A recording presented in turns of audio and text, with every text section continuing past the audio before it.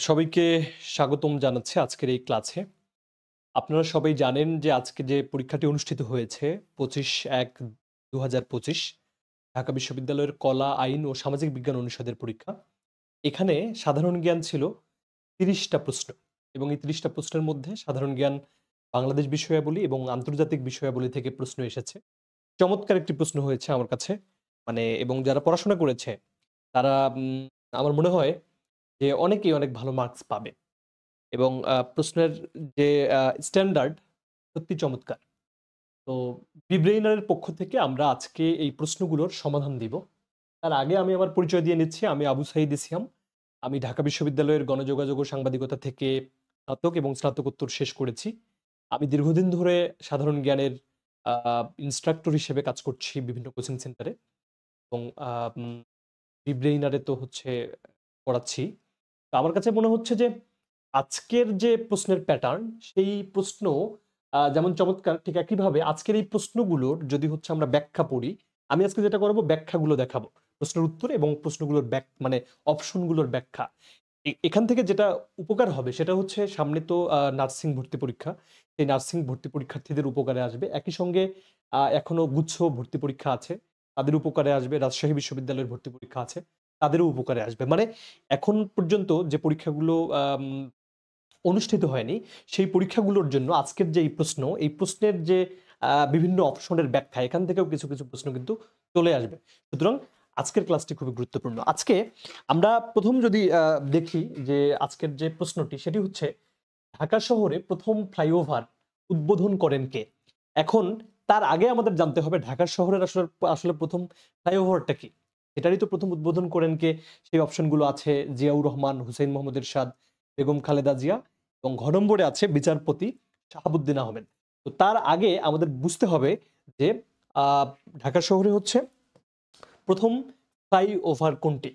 ঢাকা শহরের যেটি ১ম ফ্লাইওভার সেটি হচ্ছে মহাখালী ফ্লাইওভার। মহাখালী ফ্লাইওভার। তোমরা যারা ঢাকা শহরে এসেছো বা থাকো সবাই মহাখালী ফ্লাইওভারের নাম জানো। মহাখালী ফ্লাইওভার। এটি এটির কার্যক্রম শুরু হয় হচ্ছে ২০০১ সালে। ২০০১ সালে এটার নির্মাণ কাজ শুরু হয়। ২০০১ সালে নির্মাণ কাজ শুরু হয় মহাখালী ফ্লাইওভারের নির্মাণ কাজ শুরু হয়। নির্মাণ কাজ শুরু। এটি খুব ইম্পোর্টেন্ট না, আবার বলা যায় না। কারণ যেহেতু আ ওই সময়ের একটি নিদর্শন এবং ঢাকা শহরে তো এখন অনেক ফ্লাইওভার এবং ১ম ফ্লাইওভার কিন্তু এই মহাখালী ফ্লাইওভার। এটির উদ্বোধন হয় হচ্ছে আ ৪ নভেম্বর ৪ নভেম্বর ২০০৪ ৪ নভেম্বর ২০০৪ সালে এবং এটির উদ্বোধন করেন এই সময়ে যিনি প্রধানমন্ত্রী ছিলেন তিনি বিএনপির বর্তমান যিনি হচ্ছে চেয়ারপারসন বেগম খালেদা জিয়া। তিনি তখনকার প্রধানমন্ত্রী ছিলেন। বেগম খালেদা জিয়া তখনকার প্রধানমন্ত্রী ছিলেন। আমি একটু কালারটা একটু চেঞ্জ করে নেই তাহলে হচ্ছে হয়তো আপনাদের দেখতে আরো সুবিধা হবে। এই সময়ে প্রধানমন্ত্রী ছিলেন তৎকালীন প্রধানমন্ত্রী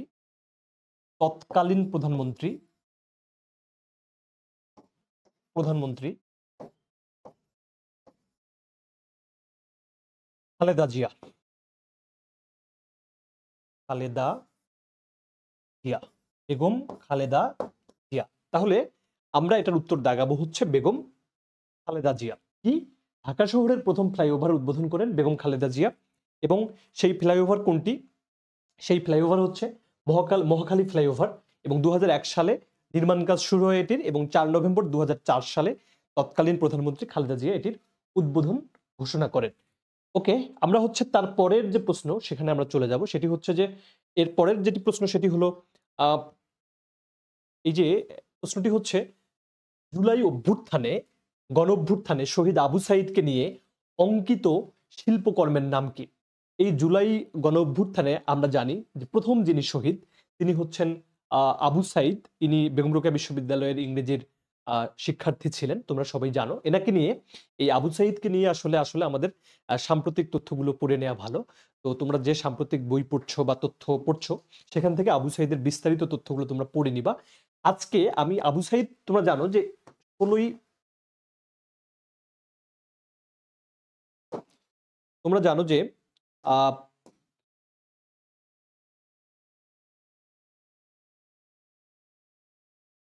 16 তারিখে 16 জুলাই হচ্ছে আবু সাইদকে হত্যা করা হয়। 16 জুলাই আবু সাইদ শহীদ হন। আবু সাইদ শহীদ হন কত তারিখ? 16 জুলাই। তাহলে 16 জুলাই হচ্ছে আবু সাইদ শহীদ হন এবং এই আবু সাইদই প্রথম গণ অভ্যুত্থানের প্রথম শহীদ। এবার জুলাই গণ অভ্যুত্থানের প্রথম শহীদ হচ্ছে এই আবু সাইদ। জুলাই গণ অভ্যুত্থানের প্রথম শহীদ এই আবু সাইদ। দুইটা তথ্য খুবই ইম্পর্টেন্ট। 16 জুলাই আবু সাইদ শহীদ হন এবং এবারের যে গণ অভ্যুত্থান সেই গণ অভ্যুত্থানের প্রথম শহীদ হচ্ছেন এই আবু সাইদ। এই আবু সাইদ বেগম রোকেয়া বিশ্ববিদ্যালয়ের ইংরেজি বিভাগের শিক্ষার্থী ছিলেন। ওকে, তাহলে আমরা হচ্ছে এই প্রশ্নটাও বুঝলাম। তো এখন ব্যাপারটা হচ্ছে, প্রশ্নটা আসছে জুলাই গণ অভ্যুত্থানের শহীদ আবু সাইদকে নিয়ে অঙ্কিত শিল্পকর্মের নাম কি? অঙ্কিত শিল্পকর্মটি হচ্ছে উন্নত মমশির।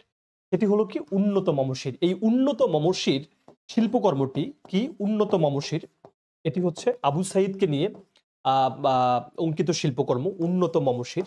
এই উন্নত মমশির শিল্পকর্মটি যিনি মানে এঁকেছেন, তার শিল্পী হলো, এটির শিল্পী হচ্ছে, এটির শিল্পকর্মটির নাম হলো যে উন্নত মমশির। এটির শিল্পী মানে যিনি এটি তৈরি করেছেন তিনি হচ্ছে শহীদ কবির। তার নাম কি? শহীদ কবির। কারণ যেহেতু ঢাকা বিশ্ববিদ্যালয়ের প্রশ্নে আসছে এটার নাম হচ্ছে উন্নত মমশির, এখন প্রশ্নটা ঘুরায় দিতে পারে যে উন্নত মমশির শিল্পকর্মটির শিল্পীকে শহীদ কবির। কি নাম? শহীদ কবির। আরেকটা প্রশ্ন আসতে পারে, সহযোগী শিল্পী কে ছিলেন? এই সহযোগী শিল্পী ছিল এই উন্নত মমশিরের সহযোগী শিল্পী তিনি ছিলেন ঢালি তমাল। কি নাম? ঢালি তমাল। সহযোগী বলতে এই শহীদ কবির তিনি যখন এই আবু সাইদকে নিয়ে উন্নত মমশিরটি অঙ্কন করেন, আবু সাইদের হচ্ছে শহীদ হওয়ার পর, মানে আবু সাইদ বুক পাতিয়ে হচ্ছে সে জীবন দিচ্ছেন, এটার একটা শিল্প তিনি তৈরি করেন কে? শহীদ কবির। এবং তাকে সহযোগিতা করে, অর্থাৎ সহযোগী শিল্পী হচ্ছে ঢালি তমাল। ঢালি তমালকেও হচ্ছে আমরা মনে রাখবো, কারণ এখান থেকে কিন্তু প্রশ্নটা এবার আসতে পারে, যেহেতু এসেছে উন্নত মমশির আবু সাইদকে নিয়ে অঙ্কিত শিল্পকর্ম। এবার আসতে পারে কি যে এটার শিল্পীকে শহীদ কবির, সহযোগী শিল্পী হচ্ছে ঢালি তমাল। আরেকটা প্রশ্ন, সেটি হচ্ছে নিচের কোনটি ব্লু অর্থনীতির সাথে সম্পর্কিত? খুবই ইম্পর্টেন্ট একটা প্রশ্ন। ব্লু অর্থনীতির আরেক নাম হচ্ছে সুনীল ব্লু সম্পদ। এখানে বলছে ব্লু অর্থনীতি। আচ্ছা, আমরা আগে জিনিসটা দেখি, ব্লু অর্থনীতি কি? এই ব্লু অর্থনীতি এই ব্লু অর্থনীতির আরেকটা নাম হলো সুনীল। ব্লু অর্থনীতির আরেকটা নাম হচ্ছে, কালারটা বোধহয় একটু বোঝা যাচ্ছে না, আমি আরেকটু ভিন্ন করে হচ্ছে আপনাদের কালারটা দেখাতে চাই। এই ব্লু অর্থনীতির আরেকটা নাম হচ্ছে সুনীল অর্থনীতি। কি? সুনীল অর্থনীতি। এই ব্লু অর্থনীতি অথবা সুনীল অর্থনীতি, এই ব্লু অর্থনীতি অথবা সুনীল অর্থনীতি এইটার যিনি হচ্ছে যে আসলে কি বলে প্রবক্তা, তিনি হচ্ছেন অধ্যাপক গুন্টার পাউলি। এটার প্রবক্তাকে, এই ব্লু অর্থনীতি বা সুনীল অর্থনীতি এইটার যিনি প্রবক্তা, তিনি হচ্ছে অধ্যাপক গুন্টার পাউলি। অধ্যাপক গুন্টার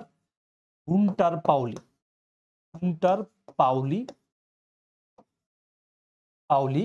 তিনি 1992 সালে, কত সালে? 1992 সালে এই 1994 সালে, সরি 92 না, 1994 সালে তিনি এই সুনীল অর্থনীতি নিয়ে প্রথম কথা বলেন, বা ব্লু অর্থনীতি নিয়ে তিনি প্রথম কথা বলেন। এখন ব্লু অর্থনীতিটা কি? ব্লু অর্থনীতি হচ্ছে সমুদ্র কেন্দ্রিক যে অর্থনীতি, অর্থাৎ সমুদ্রের তলদেশে আমরা জানি যে সেখানে অনেক খনিজ সম্পদ রয়েছে, তেল আছে, গ্যাস আছে, হ্যাঁ, এবং সেখানে অনেক সি ফুড আছে, মাছ আছে। তো এই সি ফুড, মাছ, তেল, গ্যাস, হ্যাঁ, খনিজ সম্পদ, এগুলোকে নিয়ে সমুদ্র কেন্দ্রিক যে অর্থনীতি, ওইটা আহরণ করে একটা দেশ যেভাবে অর্থনীতিতে সমৃদ্ধ হয়, অর্থাৎ ওই কেন্দ্রিক যে অর্থনীতি, সমুদ্র কেন্দ্রিক যে অর্থনীতি, সেটি হচ্ছে ব্লু অর্থনীতি। অর্থাৎ তাহলে এখানে প্রশ্ন হচ্ছে নিচের কোনটি ব্লু অর্থনীতির সাথে সম্পর্কিত? আমরা বলবো যে নিচের ব্লু অর্থনীতির সাথে সম্পর্কিত হচ্ছে সমুদ্র সম্পদ। এবং আমরা তো এখানে দেখেছি যে কি, বেগম খালেদা জিয়া। তাহলে এই সমুদ্র সম্পদ এটির সাথে সম্পর্কিত ব্লু অর্থনীতি। ব্লু অর্থনীতির আরেক নাম হচ্ছে সুনীল অর্থনীতি। এবং এই সুনীল অর্থনীতির যিনি প্রবক্তা অধ্যাপক গুন্টার পাউলি। ইনি 1994 সালে তিনি প্রথম এই সুনীল অর্থনীতির মানে ধারণাটি হচ্ছে পৃথিবীর কাছে, পৃথিবীতে সবার কাছে হচ্ছে ছড়িয়ে দেন বা নিয়ে আসেন। এখন এখানে আরেকটা প্রশ্ন আছে, সেই প্রশ্নটা সম্বন্ধে আমাদের জানাটা জরুরি। সেটা কি?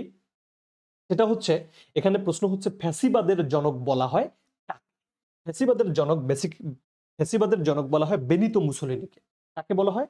বেনিতো মুসোলিনিকে বলা হয়। এখন এই বেনিতো মুসোলিনি নিয়ে আমাদের একটু জানা খুবই দরকার। সেটা কেমন যে এই তাহলে আমি আপনাদের হচ্ছে একটা নোটের মাধ্যমে একটা জিনিস হচ্ছে আমি দেখাতে চাই। সেটি হলো যে এই বেনিতো মুসোলিনি নিয়ে আসলে একটু পড়া আমাদের দরকার। সেটি হচ্ছে যে আ বেনিতো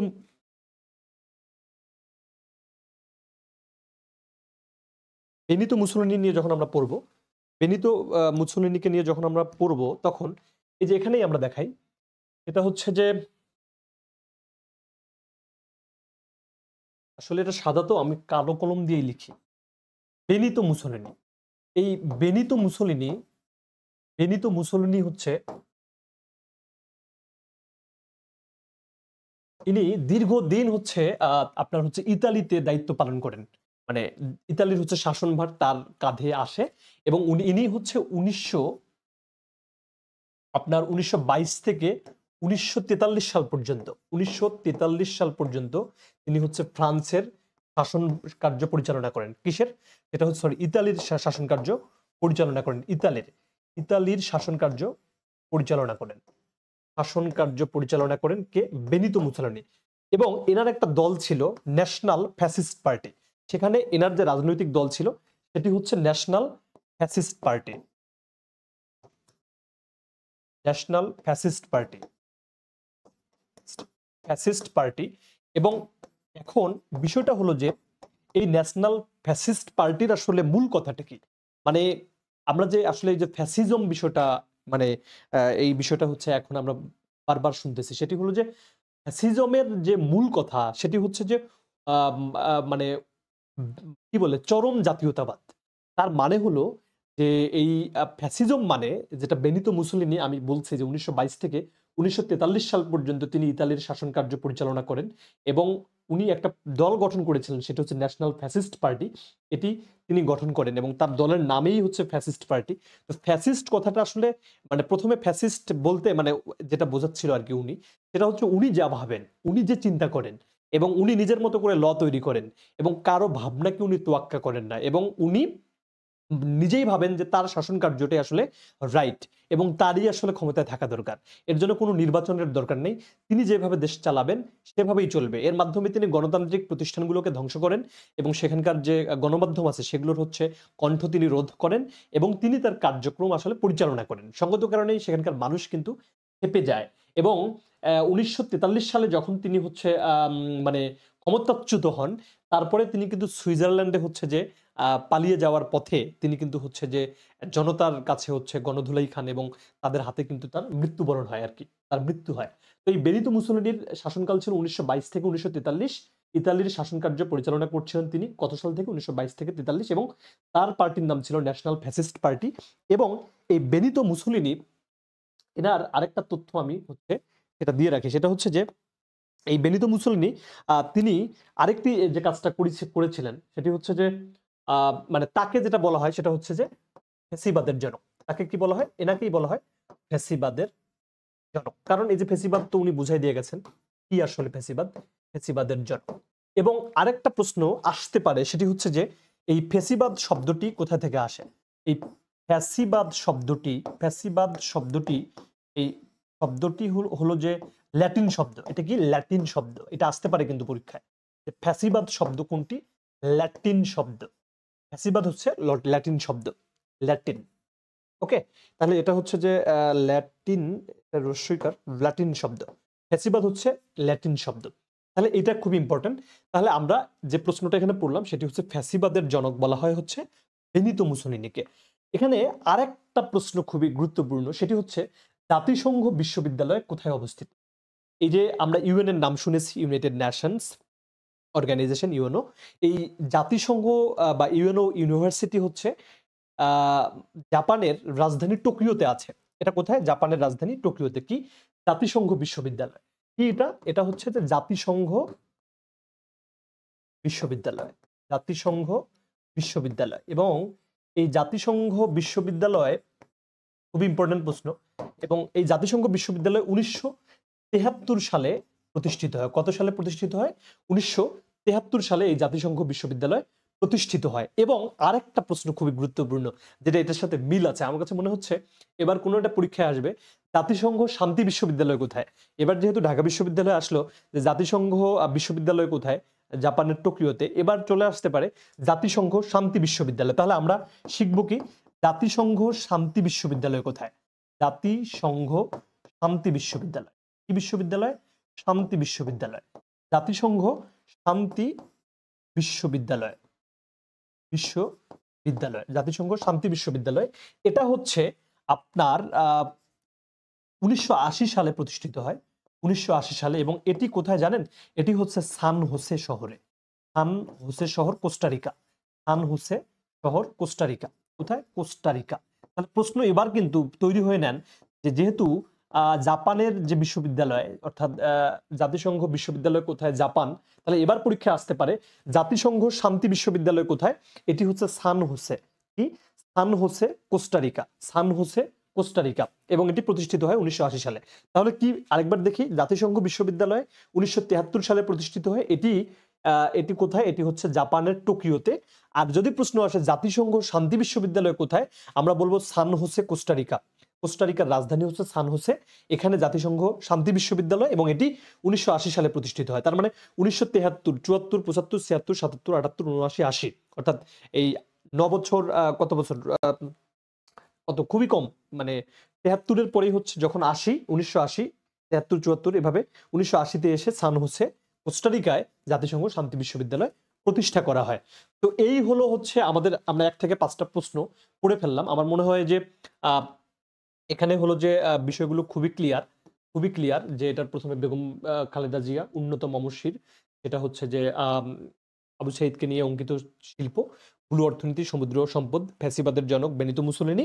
জাতিসংঘ বিশ্ববিদ্যালয় কোথায় অবস্থিত? টোকিও। আর শান্তি বিশ্ববিদ্যালয় যখন আসবে জাতিসংঘ শান্তি বিশ্ববিদ্যালয় সেটা হচ্ছে সান হোসে কোস্টারিকা। এবং আমরা এর পরের যে প্রশ্নগুলো সেখানে যদি হচ্ছে আমরা যাই তাহলে হলো যে আমরা দেখব যে ৬ নম্বর যে প্রশ্নটি সেটি কি? ৬ নম্বর প্রশ্নটা তোমাদের জন্য খুবই গুরুত্বপূর্ণ এবং খুবই সুন্দর একটা প্রশ্ন করা হয়েছে। বিখ্যাত ট্রয় নগরী আসলে কোন দেশে অবস্থিত? বিখ্যাত ট্রয় নগরী আসলে তুরস্কে অবস্থিত। কোথায়? তুরস্কে অবস্থিত। এবং এইটা সম্বন্ধে আমাদের একটা মানে একটা তথ্য আমাদের এখানে আরো কয়েকটা তথ্য আসলে আমাদের জানা দরকার।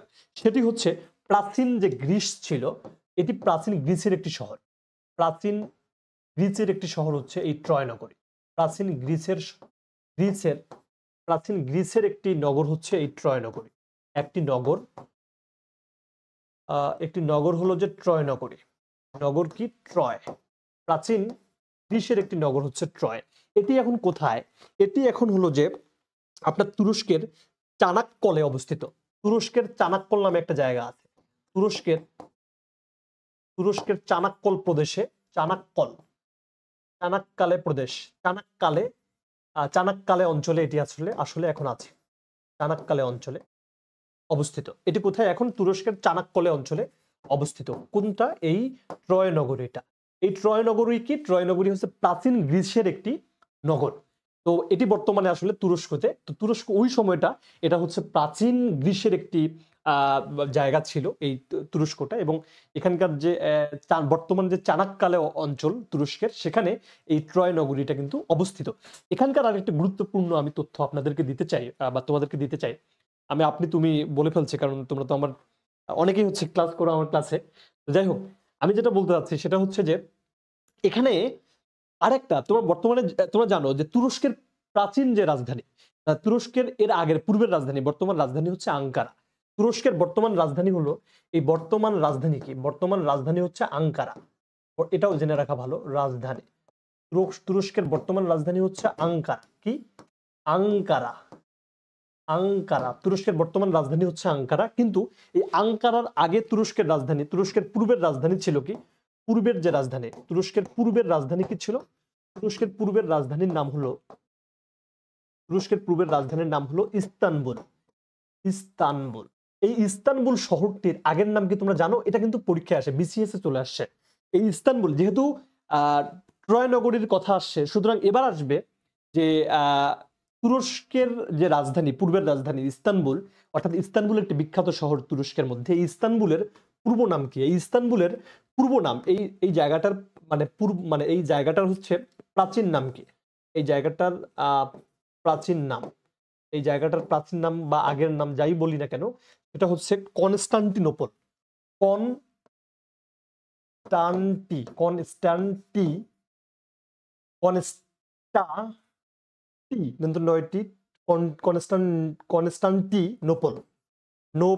কনস্টান্টিনোপল।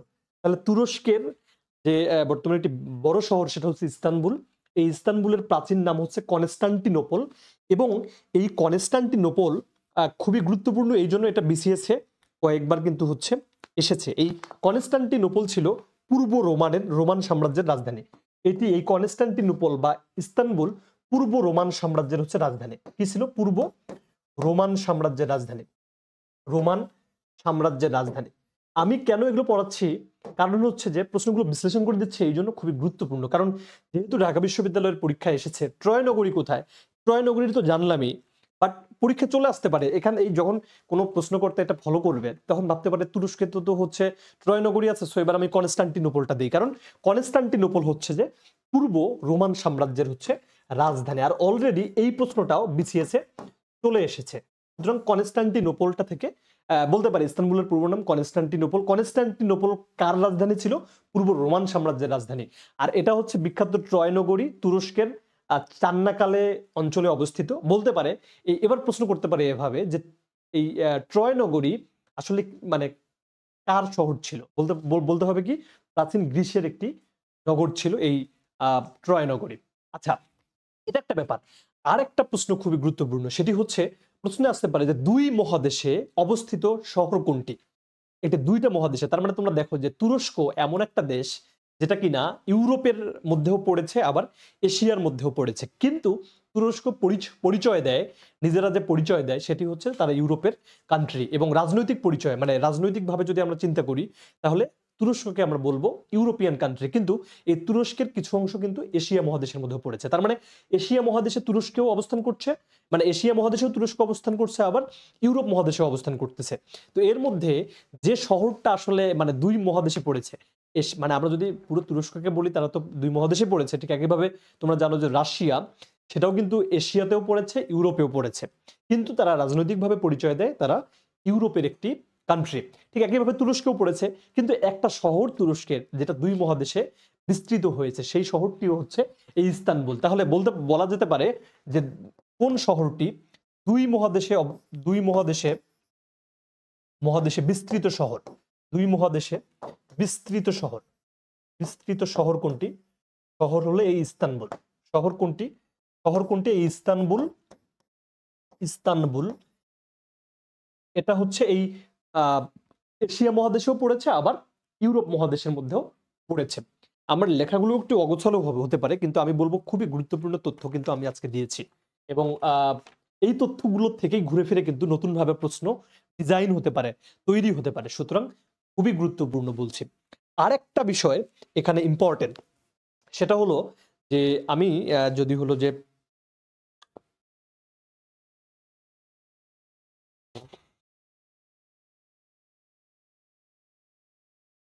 আচ্ছা, আমি একটা নোট নিলাম। সেই নোটের মাধ্যমে, আচ্ছা নোটটা নেওয়ার আগে আমি আবার হচ্ছে একটা প্রশ্ন দেখে আসি আগে। সেটা হলো যে এখানে একটা প্রশ্ন দেখেন যে প্রশ্ন দেখো, সেটা হলো যে বলা হচ্ছে হায়ারোগ্লিফিক হায়ারোগ্লিফিক কোন প্রাচীন সভ্যতার লিখন পদ্ধতি? সরি, আমি আরেকটা প্রশ্ন মিস করেছি। প্রথম প্রশ্ন যেটি 7 নম্বর, সেটি হচ্ছে যে আমি কিন্তু এটা বলেছি তুরস্ক। হ্যাঁ, এটা তুরস্ক।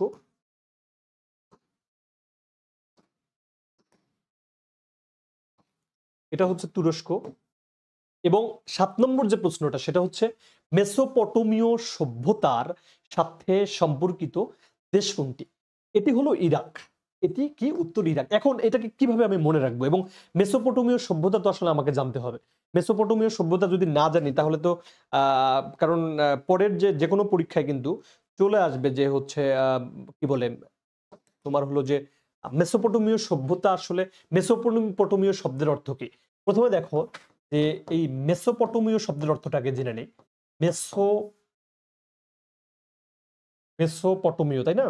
মেসোপটেমীয়, মেসোপটেমীয়, মেসোপটেমিয়া। আচ্ছা, মেসোপটেমিয়া শব্দের অর্থ হলো, আগে আমাদের জানা দরকার মেসোপটেমিয়া শব্দের অর্থটা কি।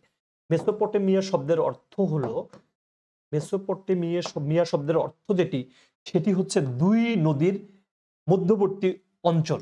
দুই নদীর মধ্যবর্তী অঞ্চল। মেসোপটেমিয়া শব্দের অর্থ হলো দুই নদীর মধ্যবর্তী অঞ্চল। কি? মধ্যবর্তী অঞ্চল, মধ্যবর্তী স্থান বা ভূমি বা অঞ্চল বা যাই বলি না কেন। আচ্ছা, ভূমি বললাম বা স্থান বললাম। এখন এই কোন দুই নদী, সেটি হচ্ছে এই মেসোপটেমীয় অঞ্চলে অর্থাৎ ইরাকে দুইটা নদী আছে। একটার নাম হলো আর টাইগ্রিস। কি? টাইগ্রিস নদী আছে, টাইগ্রিস। আরেকটা নদীর নাম হলো টাইগ্রিস ও ইউফ্রেটিস।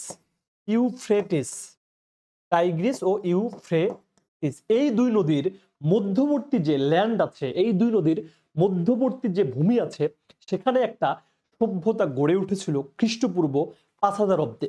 খ্রিস্টপূর্ব বলতে মানে আমরা জানি যীশু খ্রিস্ট যখন জন্মগ্রহণ করে তারও পূর্বে, তারও 5000 অব্দ, মানে 5000 বছর আগে আসলে এই মেসোপটেমিয়া সভ্যতার আসলে মানে আবির্ভাব হয়। কোথায় হয়? এটা ইরাকে হয়। এবং ইরাকের কোথায় হয়? ইরাকে দুইটা নদী আছে, একটার নাম হলো টাইগ্রিস আর একটার নাম হলো ইউফ্রেটিস। এই দুইটা নদীর মধ্যবর্তী অঞ্চলগুলোতে যে সভ্যতা গড়ে উঠেছিল সেটাই হচ্ছে মেসোপটেমিয়া সভ্যতা। এবং মেসোপটেমিয়া শব্দের অর্থ হলো দুই নদীর মধ্যবর্তী স্থান।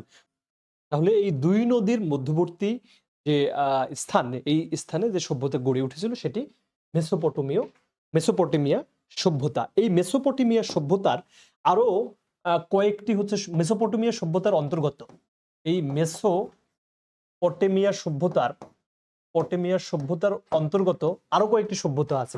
মেসোপটেমিয়া সভ্যতার অন্তর্গত কিছু আরো সভ্যতা আছে। সভ্যতার অন্তর্গত সভ্যতা সমূহ কি কি? মেসোপটেমিয়া সভ্যতার অন্তর্গত সভ্যতা সমূহ হলো কি কি? সেটি হচ্ছে ব্যাবিলনীয় সভ্যতা, ব্যাবিলনীয় সভ্যতা। কি? এক নম্বর হচ্ছে ব্যাবিলনীয় সভ্যতা। দুই নম্বর হলো সুমেরীয় সভ্যতা।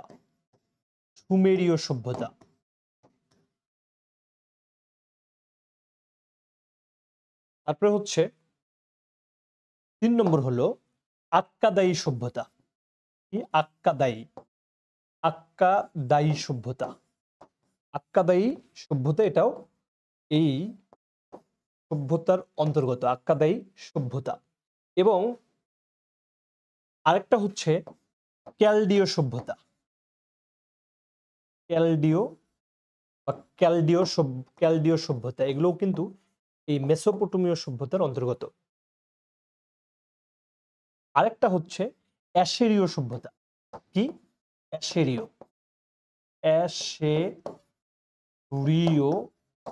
সভ্যতা।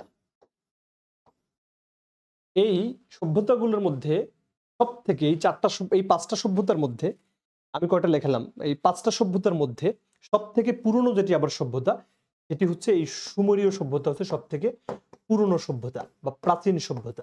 বেসিক্যালি মেসোপটেমিয়া সভ্যতা তো হচ্ছে মাদার সভ্যতা। এই সভ্যতাকে কেন্দ্র করে আরো কয়েকটি সভ্যতা গড়ে উঠেছিল। সেটা কি? ব্যাবিলনীয় সভ্যতা, সুমেরীয় সভ্যতা, আক্কাদায়ী সভ্যতা, ক্যালডীয় সভ্যতা এবং অ্যাসিরীয় সভ্যতা। এই সব সভ্যতাগুলোর মধ্যে সব থেকে পুরনো সভ্যতা যেটি, সেটি হচ্ছে সুমেরীয় সভ্যতা। তাহলে আমরা বলবো কি যে এইখানে এই মেসোপটেমীয় সভ্যতার সাথে সম্পর্কিত দেশ হচ্ছে ইরান। তাহলে সম্পর্কিত দেশ কি? ইরান। তাহলে আমরা বলছি বিখ্যাত ট্রয় নগরী তুরস্কে এবং মেসোপটেমীয় সভ্যতার সাথে সম্পর্কিত দেশ হচ্ছে ইরাক। ওকে, সম্পর্কিত দেশ কি? ইরাক। সম্পর্কিত হচ্ছে দেশ হলো যে ইরাক। আরেকটা তথ্য আমাদের এখানে জানা জরুরি, সেটি হলো যে হায়ারোগ্লিফিক কোন প্রাচীন সভ্যতার লিখন পদ্ধতি? হায়ারোগ্লিফিক একটি লিখন পদ্ধতি অর্থাৎ বা বর্ণমালা বলতে পারি, বা মানে যেমন আমরা স্বরে দিয়ে হচ্ছে আমরা হলো যে কি আমরা বাংলাটা লিখি এবং আমাদের যে বর্ণমালা ঠিক একইভাবে হায়ারোগ্লিফিক হচ্ছে কিছু লিপি ছিল। সেই লিপি দিয়ে যারা মিশরীয় সভ্যতার মানুষজন তারা হচ্ছে লিখতে পারতো।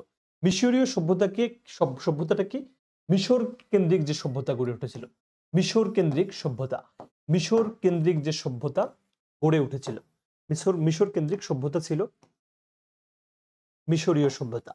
তাহলে আমরা এই প্রশ্নটাও জেনে গেলাম। আরেকটি ব্যাপার হচ্ছে শাহী বাঙ্গালা কোন সুলতানের উপাধি ছিল? এই শাহী বাংলা উপাধি ছিল শামসুদ্দিন ইলিয়াস শাহ। এই শামসুদ্দিন ইলিয়াস শাহকে আমরা কি বলতাম? শাহী বাঙ্গালা উপাধি। এবং এই তার যে উপাধি ছিল সেটি হচ্ছে শাহী বাঙ্গালা।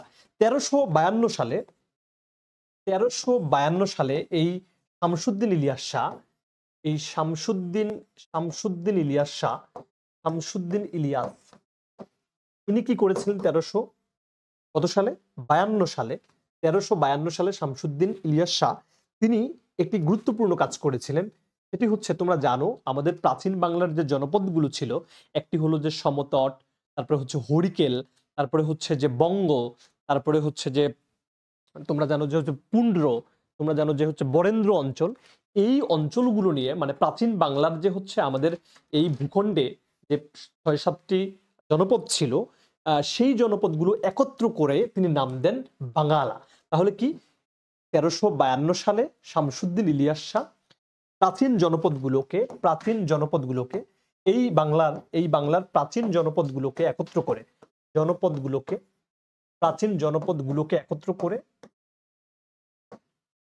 করে নাম দেন, একত্র করে পুরোটারই নাম দেন বাঙ্গালা। নাম দেন কি? বাঙ্গালা। নাম দেন কি? বাঙ্গালা। নাম দেন হচ্ছে বাঙ্গালা। সঙ্গত কারণেই তার উপাধি হয়ে যায় শাহী বাঙালি, যেহেতু তিনি একমাত্র ব্যক্তি যিনি 1352 সালে শামসুদ্দিন ইলিয়াস শাহ প্রাচীন জনপদগুলোকে মানে আমাদের এই ভূখণ্ডের যে প্রাচীন জনপদ সমতট, হরিকেল, তারপরে হচ্ছে পুন্ড্র, তারপরে হচ্ছে বরেন্দ্র, বঙ্গ, এই জনপদগুলোকে তিনি একত্র করে কি নাম দেন? এই ভূখণ্ডের নাম দেন বাঙ্গালা। কি নাম দেন?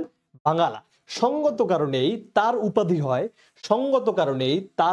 হয় হচ্ছে শাহী বাঙ্গালা। কি উপাধি হয়? তার উপাধি হয় শাহী বাঙ্গালা। তাহলে শাহী বাঙ্গালা কোন সুলতানের উপাধি ছিল?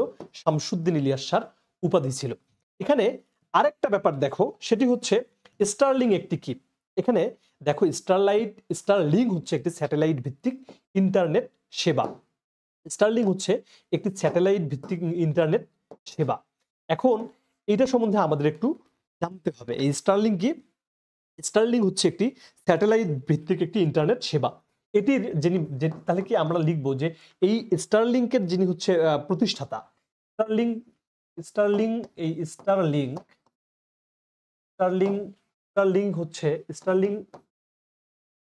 এর হচ্ছে যে মালিকানা কার? এর মালিক হচ্ছে স্টারলিং এর মালিক বা স্টারলিং এর মালিকানা হচ্ছে স্পেস এক্স এর। তোমরা জানো যে তার স্পেস এক্স এর তোমরা জানো যে স্পেস এক্সটা আসলে কি? মানে স্পেস এক্স এর একটা ইন্টারনেট ভিত্তিক হচ্ছে একটি স্যাটেলাইট সেবা হলো যে স্টারলিংক। এই স্টারলিংকের মালিকানা হলো স্পেস এক্স। তাহলে স্পেস এক্স এর স্টারলিংকের মালিকানা হলো স্পেস এক্স। এই স্পেস এক্সটা আসলে কি? স্পেস এক্স হলো মালিকানা হলো স্পেস এক্স এর মালিকানা। ওকে, তোমরা এটা বুঝতে পারবা। এই স্পেস এক্সটা আসলে কি? এই স্পেস এক্স হচ্ছে একটি মার্কিন মহাকাশ যান প্রস্তুতকারী সংস্থা। এটি একটি মার্কিন মহাকাশ যান প্রস্তুতকারী সংস্থা। মার্কিন মহাকাশ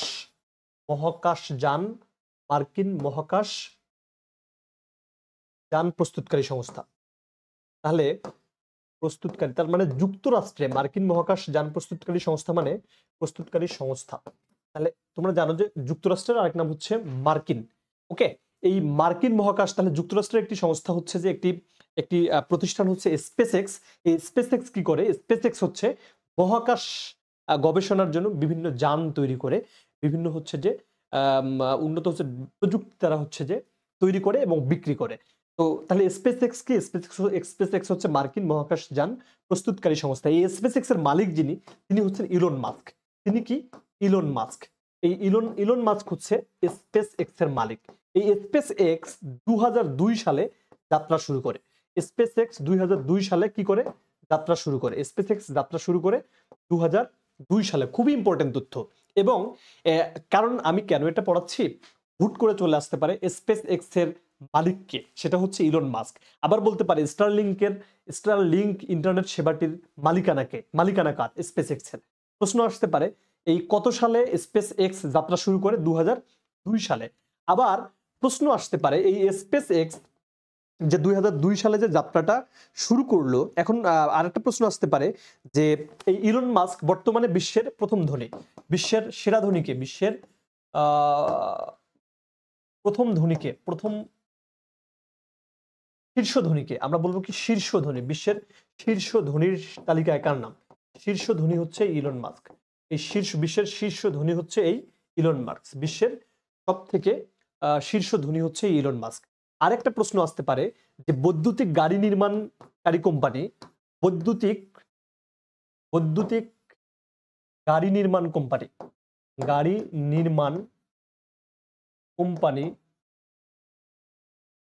কোম্পানি হলো টেসলা। কি? টেসলা। এটির মালিকও হচ্ছে কিন্তু টেসলা। বৈদ্যুতিক গাড়ি নির্মাণ কোম্পানি হচ্ছে টেসলা। বৈদ্যুতিক গাড়ি নির্মাণ কোম্পানি কোনটি? টেসলা। এই টেসলাও কিন্তু হচ্ছে এই ইলন মাস্ক হচ্ছে এই টেসলার মালিক। টেসলার মালিককে? Elon Musk. টেসলা কি? বৈদ্যুতিক গাড়ি নির্মাণ প্রতিষ্ঠান কোনটি? বৈদ্যুতিক গাড়ি নির্মাণ প্রতিষ্ঠান হচ্ছে টেসলা। এই টেসলার মালিক কিন্তু টেসলা। বানানটা তোমরা দেখে নাও, একটু লেখা আমার একটু খারাপ, তার জন্য দুঃখ প্রকাশ করছি।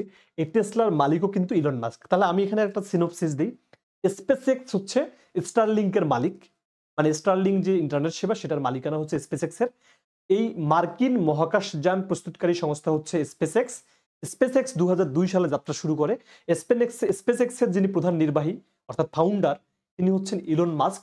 এই ইলন মাস্কের আরেকটা প্রতিষ্ঠান আছে, সেটি হলো যে বৈদ্যুতিক গাড়ি নির্মাণ কোম্পানি টেসলা। এই স্পেসএক্স এর যিনি প্রধান ইলন মাস্ক, তিনি বর্তমানে গোটা বিশ্বের শীর্ষ ধনী।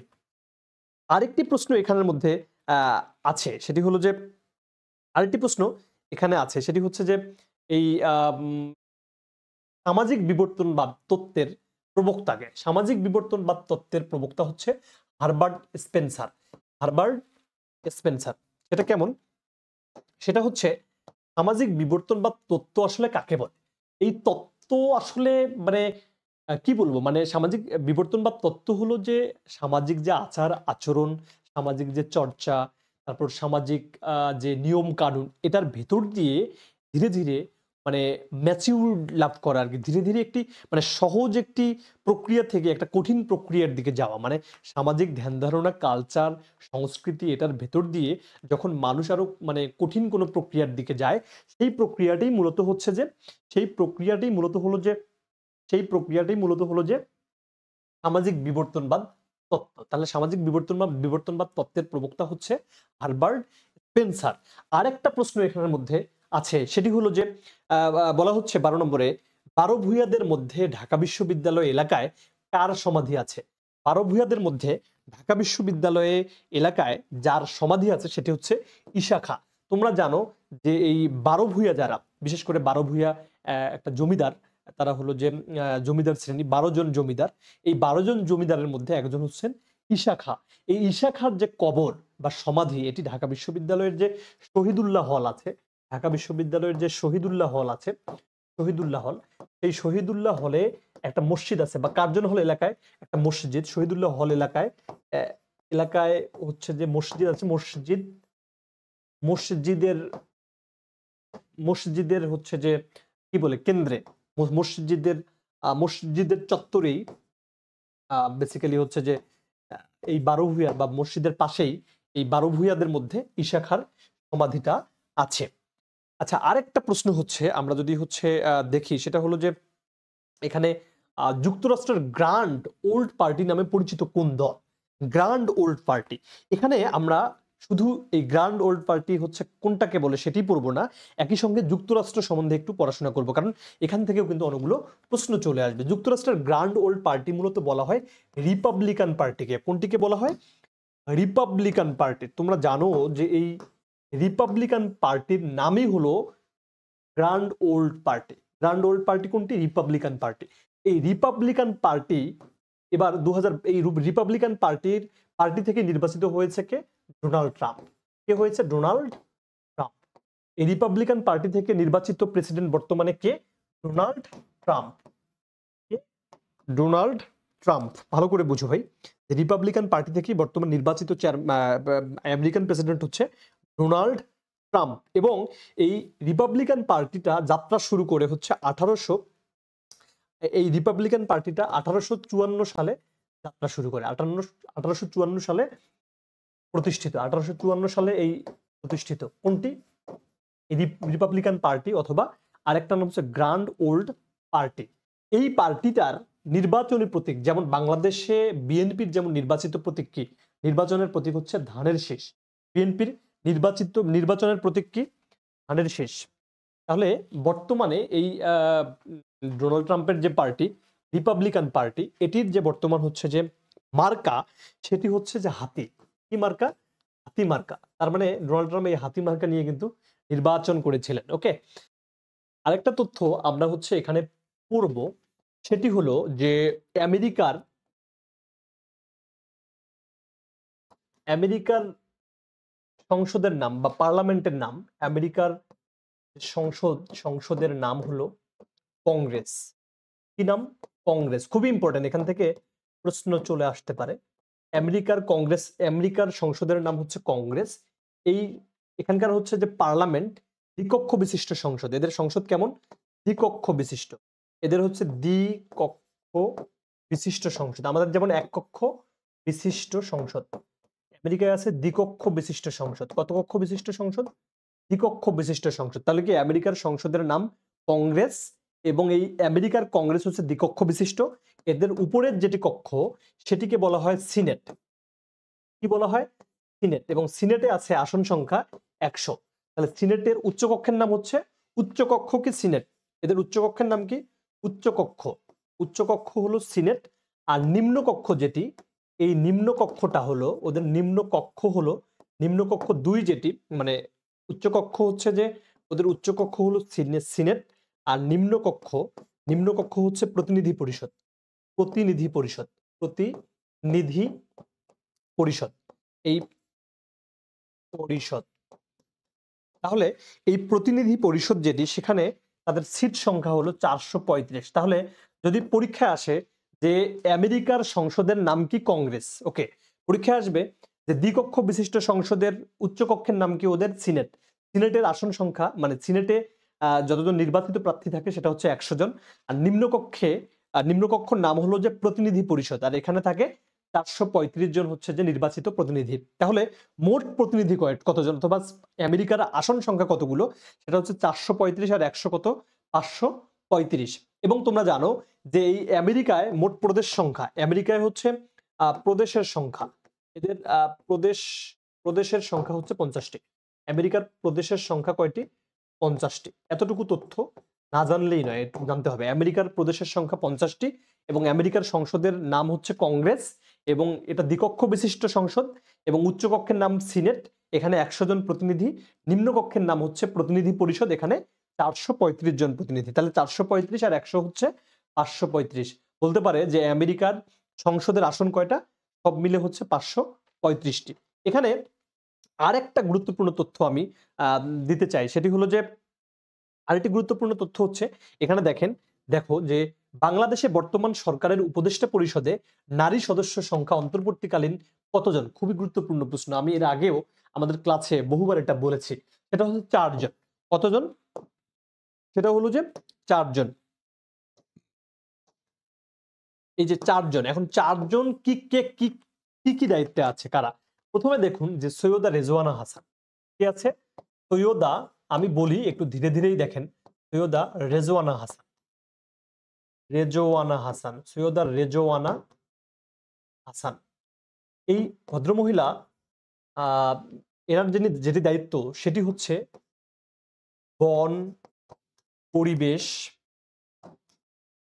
পরিবেশ ও জলবায়ু পরিবর্তন উপদেষ্টা। জলবায়ু জলবায়ু উপদেষ্টা, জলবায়ু পরিবর্তন মন্ত্রণালয়ের উপদেষ্টা, পরিবর্তন মন্ত্রণালয়ের উপদেষ্টা, মন্ত্রণালয়ের উপদেষ্টা। তাহলে তোমরা জানো যে এই চারজন হচ্ছে নারী উপদেষ্টা রয়েছেন কিসে, অন্তর্বর্তী সরকারে। তার মধ্যে যিনি গুরুত্বপূর্ণ একজন ব্যক্তি মানে উপদেষ্টা হচ্ছেন সৈয়দা রেজওয়ানা হাসান, সৈয়দা রেজওয়ানা হাসান। এটা হচ্ছে হওয়াকার সৈয়দা সৈয়দা রেজওয়ানা হাসান, সৈয়দা রেজওয়ানা হাসান তিনি হচ্ছে বন, পরিবেশ ও জলবায়ু পরিবর্তন বিষয়ক উপদেষ্টা সৈয়দা রেজওয়ানা হাসান। খুবই ইম্পর্টেন্ট, তার ডেজিগনেশনটা জেনে নেওয়া ভালো। এবং আরেকজন যিনি এটা আমরা দিলাম 1, আর 2 নাম্বার তিনি হচ্ছেন সালমান এস মুর্শিদ। কি নাম? সালমান এস মুর্শিদ, সালমান এস মুর্শিদ। কি নাম? শারমিন এস মুর্শিদ, সরি আমি দুঃখিত। তিনি হচ্ছেন শারমিন এস মুর্শিদ। 2 নাম্বার যাকে আমরা পড়ছি তিনি শারমিন এস মুর্শিদ। কি নাম? শারমিন এস মুর্শিদ, শারমিন এস মুর্শিদ। কি নাম? শারমিন এস মুর্শিদ, শারমিন এস মুর্শিদ, শারমিন এস মুর্শিদ। এই শারমিন এস মুর্শিদ তিনি হচ্ছেন নারী ও শিশু বিষয়ক মন্ত্রণালয়, মহিলা ও শিশু বিষয়ক উপদেষ্টা, মহিলা ও শিশু বিষয়ক উপদেষ্টা, শিশু বিষয়ক উপদেষ্টা। আমি আর লিখলাম না যে মহিলা ও শিশু বিষয়ক মন্ত্রণালয়ের উপদেষ্টা, তার থেকে আমি বললাম যে মহিলা ও শিশু বিষয়ক উপদেষ্টা। মহিলা ও শিশু বিষয়ক মন্ত্রণালয় লিখলাম না, মহিলা ও শিশু বিষয়ক উপদেষ্টা, শিশু বিষয়ক মন্ত্রণালয়ের উপদেষ্টা। এটা খুবই ইম্পর্টেন্ট। আরেকজন ভদ্র মহিলা আছেন, তিনি হলেন যে নূরজাহান বেগম। এটা তোমাদের জন্য খুবই গুরুত্বপূর্ণ। নূরজাহান বেগম তোমাদের জন্য খুবই গুরুত্বপূর্ণ, বিশেষ করে যারা নার্সিং এর অ্যাডমিশন সিকার আছে, নার্সিং এর যারা অ্যাডমিশন দিবা এবার। নূরজাহান বেগম কেন ইনি গুরুত্বপূর্ণ? কারণ ইনি হচ্ছেন স্বাস্থ্য ও পরিবার কল্যাণ মন্ত্রণালয়ের উপদেষ্টা, স্বাস্থ্য ও পরিবার কল্যাণ উপদেষ্টা, স্বাস্থ্য ও পরিবার কল্যাণ উপদেষ্টা, স্বাস্থ্য ও পরিবার কল্যাণ মন্ত্রণালয়ের উপদেষ্টা, স্বাস্থ্য ও পরিবার কল্যাণ উপদেষ্টা। আমি আর মন্ত্রণালয় লিখলাম না, উপদেষ্টা। কারণ কি, এই স্বাস্থ্য ও পরিবার কল্যাণের সাথে তোমাদের নার্সিং এর একটা দারুণ সম্পর্ক আছে। সুতরাং নূরজাহান বেগম কোন মন্ত্রণালয়ের দায়িত্বে আছে সেটা তোমাদের প্রশ্নে আসতে পারে।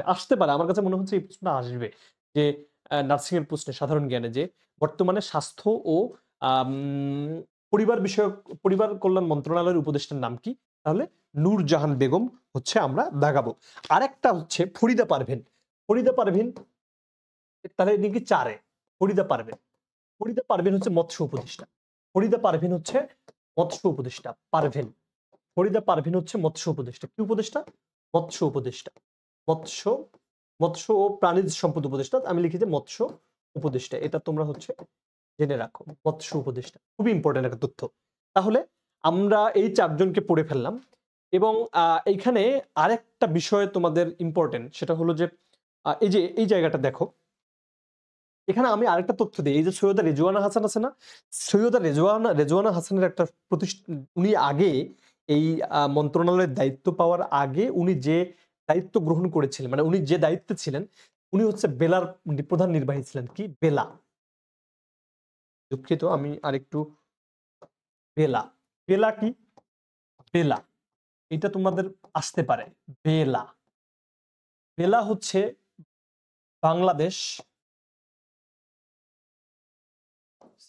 বাংলাদেশ এনভায়রনমেন্টাল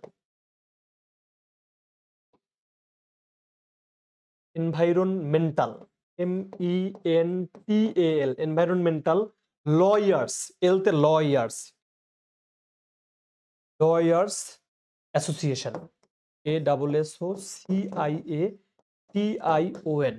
এই বেলা আছে না, বাংলাদেশ এনভায়রনমেন্টাল লয়ার্স অ্যাসোসিয়েশন, এই বেলার প্রধান নির্বাহী ছিলেন সৈয়দা রিজওয়ানা হাসান, যিনি কিনা এখন পরিবেশ, বন ও জলবায়ু পরিবর্তন বিষয়ক মন্ত্রণালয়ের মানে তিনি হচ্ছেন উপদেষ্টা, মানে তিনি হচ্ছেন জলবায়ু পরিবর্তন বিষয়ক উপদেষ্টা ওই মন্ত্রণালয়ের। এর আগে তিনি বেলা নামে একটা সংগঠন ছিল, এটা কি? বাংলাদেশ এনভায়রনমেন্টাল লয়ার্স অ্যাসোসিয়েশন, এটার তিনি প্রধান নির্বাহী ছিলেন এবং এটা পরিবেশ নিয়ে কাজ করে। তাহলে আসতে পারে বেলা কি? খুবই ইম্পর্টেন্ট যে বেলার পূর্ণরূপ কি?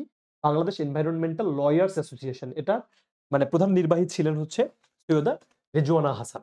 এখানে আরেকটা গুরুত্বপূর্ণ যেটি তথ্য, তাহলে এটা 4 জন, আর এটা হচ্ছে রিপাবলিকান পার্টি। তাহলে বাংলাদেশের 25তম প্রধান বিচারপতি সৈয়দ রেফাত আহমেদ, এটা আমি আমার ক্লাসে এর আগে বহুবার বলেছি, মানে নার্সিং এর ক্লাসে। তাহলে এই আমরা যেহেতু হচ্ছে এখানে বাংলাদেশের 25তম প্রধান বিচারপতির আমরা নামটা এখানে যেহেতু আসছে, তাহলে তোমাদের একটা প্রশ্ন আসতে পারে, সেটি হচ্ছে বর্তমানে প্রধান নির্বাচন কমিশনারকে এস এম নাসির উদ্দিন, বর্তমানে প্রধান নির্বাচন কমিশনারকে। আমি কিন্তু শুধু জাস্ট একটা ক্লাস নেয়ার মতো নিচ্ছি না, আমি এর সাথে সম্পর্কিত কিছু তথ্য দিচ্ছি, যেন ওই তথ্যগুলো তোমাদের সামনের পরীক্ষায় ওখান থেকে যদি আসে তোমরা যেন উত্তর করতে পারো, কারণ এইভাবেই প্রশ্নগুলো ডেভেলপ হয়। এবার এখানে আসছে কি, এখানে আসছে হচ্ছে প্রধান বিচারপতি, তোমাদের আসতে পারে প্রধান নির্বাচন কমিশনার, প্রধান কে নির্বাচন কমিশনার, নির্বাচন কমিশনার, প্রধান নির্বাচন কমিশনার। তাহলে বর্তমানে প্রধান নির্বাচন কমিশনার কে, তাহলে ইনি হচ্ছেন এস এম নাসির উদ্দিন। কি নাম? S M Nasir Uddin. ওনার নাম হলো S M Nasir Uddin. S M Nasir Uddin তিনি বর্তমানে প্রধান নির্বাচন কমিশনার, প্রধান নির্বাচন কমিশনার। এবং তিনি কততম নির্বাচন কমিশনার? 13তম নির্বাচন কমিশনার, 13তম। এবং বর্তমানে প্রধান অ্যাটর্নি জেনারেলকে, বর্তমানে অ্যাটর্নি জেনারেল, প্রধান অ্যাটর্নি, বর্তমানে অ্যাটর্নি, প্রধান অ্যাটর্নি জেনারেল, অ্যাটর্নি জেনারেলকে, অ্যাটর্নি জেনারেল, দেশের প্রধান জেনারেল, অ্যাটর্নি জেনারেল, বর্তমানে অ্যাটর্নি জেনারেল নাম হচ্ছে মোহাম্মদ আসাদুজ্জামান, মোহাম্মদ আসাদুজ্জামান, মোহাম্মদ আসাদুজ্জামান, মোহাম্মদ আসাদুজ্জামান। এই ভদ্রলোক বর্তমানে হচ্ছে প্রধান অ্যাটর্নি জেনারেল এবং ইনি 16তম অ্যাটর্নি জেনারেল, বাংলাদেশের 16তম অ্যাটর্নি জেনারেল। তাহলে 16তম অ্যাটর্নি জেনারেল, 13তম প্রধান নির্বাচন কমিশনার নাসির উদ্দিন, এবং এখানে দেখো 25তম প্রধান বিচারপতি সৈয়দ রেফাত আহমেদ। রুশ ইউক্রেন যুদ্ধে রাশিয়াকে সমর্থন করেনি কোন দেশ? রুশ আর ইউক্রেন যুদ্ধ বর্তমানে চলমান আছে, তোমরা জানো। এখানে বেলারুশ রাশিয়াকে সমর্থন করেছে, উত্তর কোরিয়া করেছে, চীন করেছে, বাট হাঙ্গেরি করেনি। এই হাঙ্গেরি, তাহলে কোন দেশটি রাশিয়া ইউক্রেন, রুশ ইউক্রেন যুদ্ধে বা রাশিয়া ইউক্রেন যুদ্ধে, রুশের আরেক নাম হচ্ছে রাশিয়া, রাশিয়া ইউক্রেন যুদ্ধে রাশিয়াকে সমর্থন করেনি? সেটা হচ্ছে হাঙ্গেরি। এই হাঙ্গেরির রাজধানী যেটি, সেটি হলো বুদাপেস্ট। হাঙ্গেরির রাজধানী হচ্ছে বুদাপেস্ট। রাজধানী কি? বুদাপেস্ট। এটা পরীক্ষায় আসতে পারে যে হাঙ্গেরির রাজধানীর নাম কি? বুদাপেস্ট। আরেকটা ব্যাপার ইম্পর্টেন্ট, সেটা হচ্ছে এই বেলারুশের রাজধানী হচ্ছে মিনস্ক। কি? বেলারুশের রাজধানী হচ্ছে মিনস্ক। এটা আসতে পারে, বা মিনস্ক বা মিনস্ক, দন্তস্বয়ক, মৈশিকের মি দন্ত দন্তস্বয়ক, মিনস্ক, বেলারুশের রাজধানী মিনস্ক। আর এই উত্তর কোরিয়ার যেটি রাজধানী, উত্তর কোরিয়ার রাজধানী হচ্ছে পিয়ংইয়ং, পিয়ংইয়ং। উত্তর কোরিয়ার রাজধানী হচ্ছে পিয়ংইয়ং। এটা কিন্তু পরীক্ষায় চলে আসতে পারে। আরেকটা ইম্পর্টেন্ট হচ্ছে, এখানে দেখো যে আমি রাষ্ট্র, এখানে আরেকটা প্রশ্ন এখানে আছে, সেটা হচ্ছে যে আমি রাষ্ট্র কি বলেছে? যে আমি,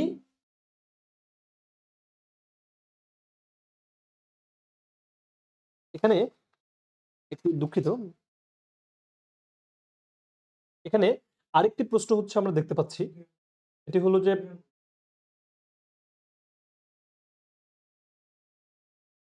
প্রশ্নটা বড় করে নিচ্ছি।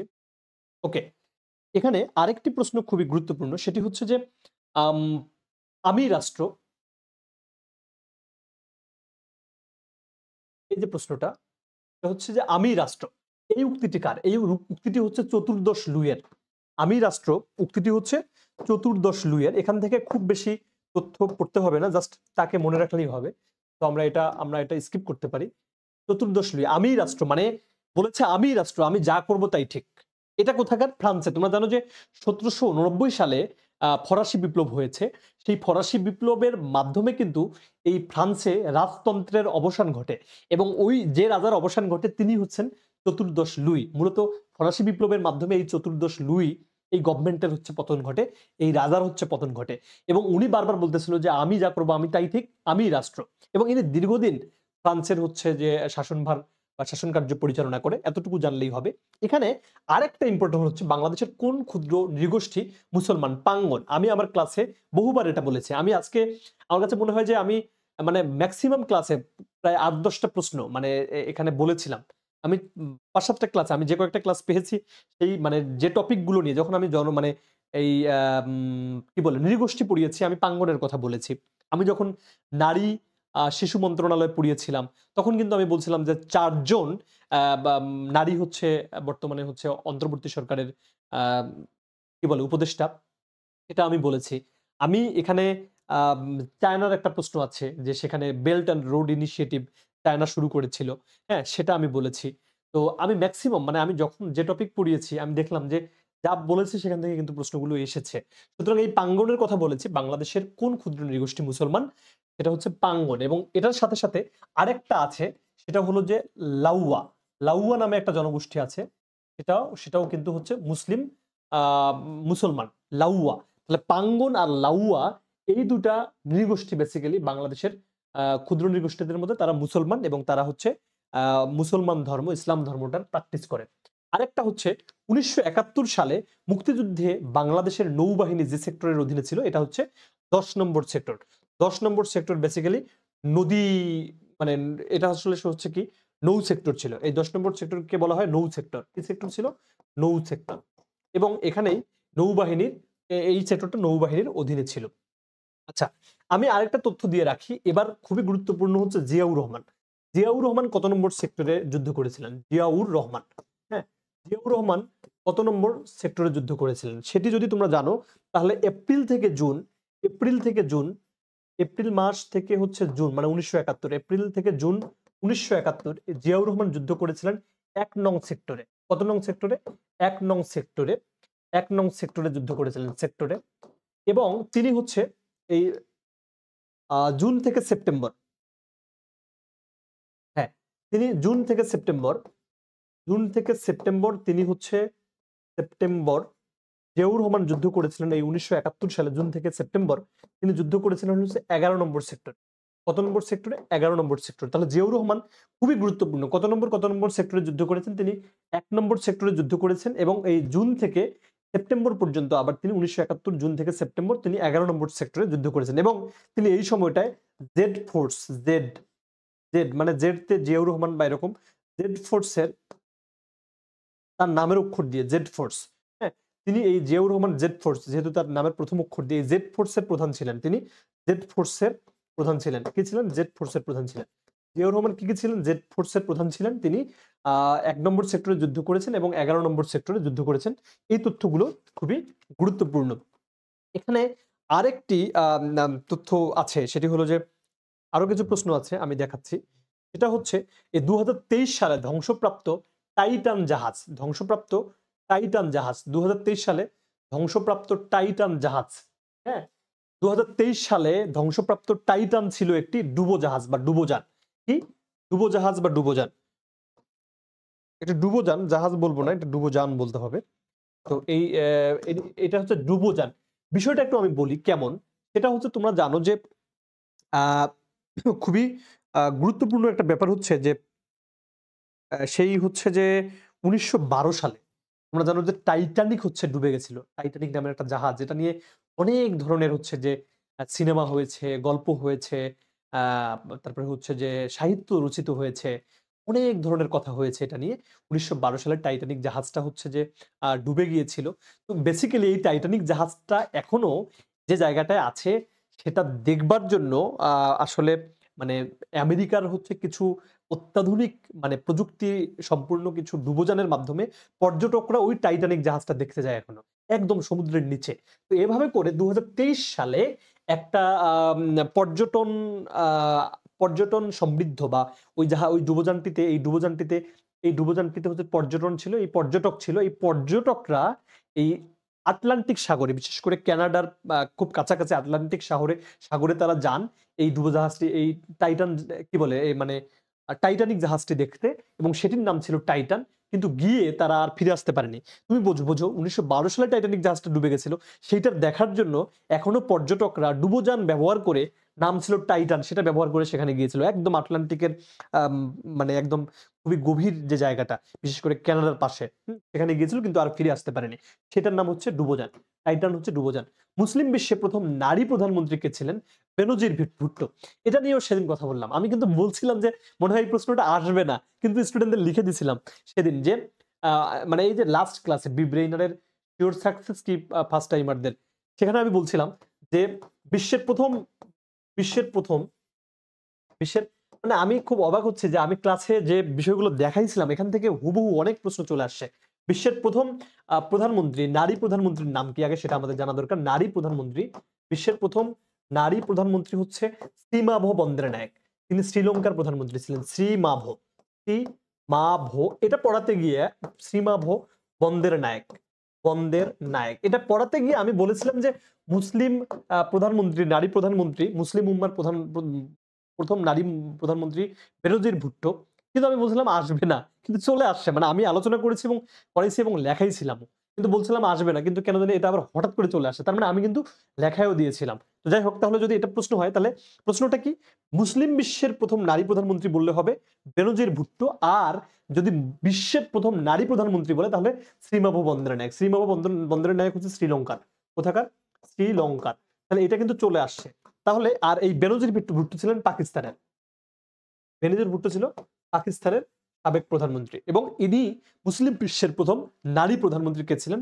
বেনজির ভুট্টো। আর যদি বলে বিশ্বের প্রথম নারী প্রধানমন্ত্রীকে তাহলে বলবো শ্রীমাভো বন্দ্যোপাধ্যায়। আরেকটি ব্যাপার সেটা হচ্ছে অলিম্পিকের পতাকায় 5টি চক্রের প্রতিনিধিত্ব করে হচ্ছে মহাদেশ। খুবই ইম্পর্টেন্ট প্রশ্ন, এটা নিয়ে আমি একটু ব্যাখ্যা দিতে চাই কারণ তোমাদের এটা খুবই গুরুত্বপূর্ণ প্রশ্ন চলে আসতে পারে। এটা হচ্ছে কি, প্রশ্নটা কি, অলিম্পিকের পতাকায় 5টি চক্র প্রতিনিধিত্ব করে হচ্ছে মহাদেশের প্রতিনিধিত্ব করে। কিসের? মহাদেশের। এবং এই 5টি মহাদেশ কি? 1 নম্বর হলো যে এশিয়া, 2 নম্বর হচ্ছে ইউরোপ, 3 নম্বর হলো 3 নম্বর হচ্ছে আফ্রিকা এবং 4 নম্বর হলো এশিয়া, ইউরোপ, আফ্রিকা এবং 4 নম্বর হলো তোমার আমেরিকা। এবং এই আমেরিকা মহাদেশের মধ্যে দুটাই আছে এখানে। এই আমেরিকা মহাদেশের মধ্যে অন্তর্গত আছে 2 মহাদেশ। 2 মহাদেশ কি? 1 নম্বর হলো যে উত্তর আমেরিকা, উত্তর আমেরিকা,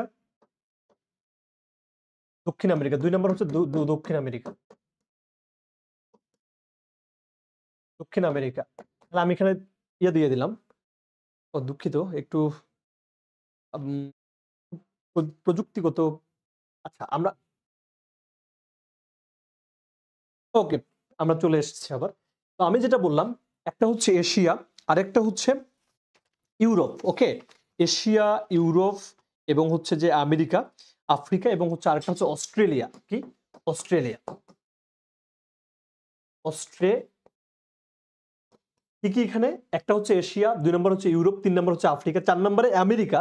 বাট এই আমেরিকার মধ্যে অন্তর্গত হচ্ছে 2টা মহাদেশ, সেটা হচ্ছে উত্তর আমেরিকা মহাদেশ এবং দক্ষিণ আমেরিকা মহাদেশ। তারপর আছে অস্ট্রেলিয়া। এই 5টা। আরেকটা আছে অ্যান্টার্কটিকা মহাদেশ। বেসিক্যালি অ্যান্টার্কটিকা মহাদেশে সেখানে জনবসতি বিরল, সঙ্গত কারণে সেটা এর মধ্যে অন্তর্গত করেনি। এই জন্য প্রশ্নটার মধ্যে যে বিষয়টা আছে সেটা হচ্ছে অলিম্পিকের পতাকায় 5টি চক্র প্রতিনিধিত্ব করে। 5টিতে এক মহাদেশ এশিয়া, ইউরোপ, আফ্রিকা, আমেরিকার মধ্যে তো 2টা আছে, উত্তর আমেরিকা, দক্ষিণ আমেরিকা, যার কারণে এটা 2টা আলাদাভাবে না দেখিয়ে শুধু আমেরিকা দেখাইছে, আমেরিকা মহাদেশ। আর এটা হচ্ছে অস্ট্রেলিয়া। আর যেটা আরেকটা মহাদেশ সেটি হচ্ছে যে অ্যান্টার্কটিকাটা দেখায়নি, সেখানে জনবসতি বিরল, সেখান থেকে আসলে অলিম্পিকে তো হচ্ছে অংশগ্রহণ করেন না। সঙ্গত কারণে এই 5টা মহাদেশের প্রতিনিধিত্ব, মানে এই আমেরিকা বলতে 2 মহাদেশ, এক এই উত্তর আমেরিকা মহাদেশ, দক্ষিণ আমেরিকা মহাদেশকে এক করে আমেরিকা মহাদেশে ঢুকানো হয়েছে। সঙ্গত কারণে এখানে এই 5টি তারকা হলো যে এই মহাদেশকে প্রতিনিধিত্ব করে। আরেকটা প্রশ্ন খুব ইম্পর্টেন্ট, এটা তোমরা হচ্ছে যারা বিশেষ করে পড়ছো,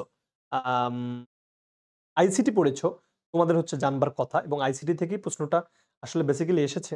এটি হচ্ছে যে গ্লোবাল ভিলেজ ধারণাটির প্রবর্তন করেন কি? গ্লোবাল ভিলেজ তো বোঝো, বর্তমান গোটা মানে তুমি তোমার বাসায় বসে এই ক্লাসটা দেখতে পাচ্ছ এবং তুমি বাসায় বসে আমেরিকার সেই টাইটানিকের খবরটা তুমি ইউটিউবে দেখতে পাচ্ছ এবং বাসায় বসে তুমি আমেরিকার একটা বিশ্ববিদ্যালয়ে আবেদন করতে পারছো, বাসায় বসে তুমি এআই এর একটা কোর্স করতে পারছো। তার মানে গোটা পৃথিবীটা এখন একটা গ্রামের মতো হয়েছে এবং এই ধারণাটি গ্লোবাল ভিলেজ, এই ধারণাটির প্রবর্তক হচ্ছেন হারবার্ট মার্শাল ম্যাকলুহান।